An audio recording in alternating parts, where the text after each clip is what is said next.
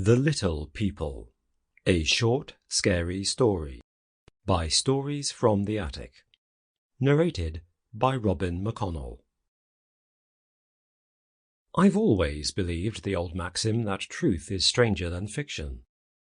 If you ever doubt the fact, then I urge you to spend more time around people, particularly the elderly, and to make sure that you spend that time listening. One of the best things about working in care with the elderly is the never-ending procession of stories. It's a perk of a job.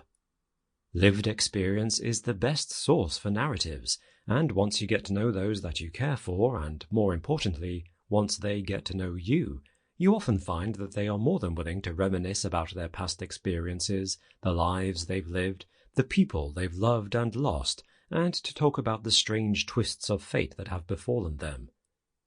Sometimes, however, it pays to be careful. For although truth is undoubtedly stranger than fiction, it can also be far more terrifying.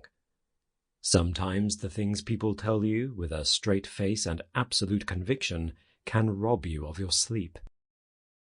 For the first few weeks I spent with Lawrence Tivers, I thought of him as just another client.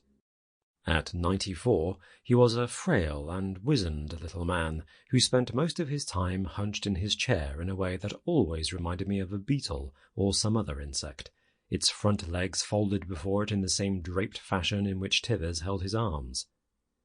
It wasn't just his posture, either.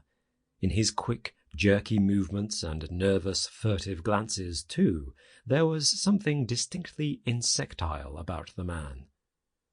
Mostly, however, I suppressed these impressions and instead simply went about my duties, retaining a cheery disposition and always greeting Lawrence with a smile. For that first month, every day was pretty much the same. First, I would tidy around his small apartment whilst he muttered instructions and admonishments, pointing every now and then with a bony finger at some object or corner of the room he felt had not been cleaned to his satisfaction. Then it was time to clean him, helping him with considerable difficulty into the walk-in shower, and helping him bathe, noting as I did that his complaints about corners and crevices not being sufficiently cleaned evaporated when it came to his own person. I had been working as a carer for almost 7 years when Lawrence became one of my clients. Every day I would stop in on him, and in addition to my cleaning duties, both of him and his home, I also prepared meals and changed linen to ensure that he was well looked after and comfortable, and usually spent a few hours.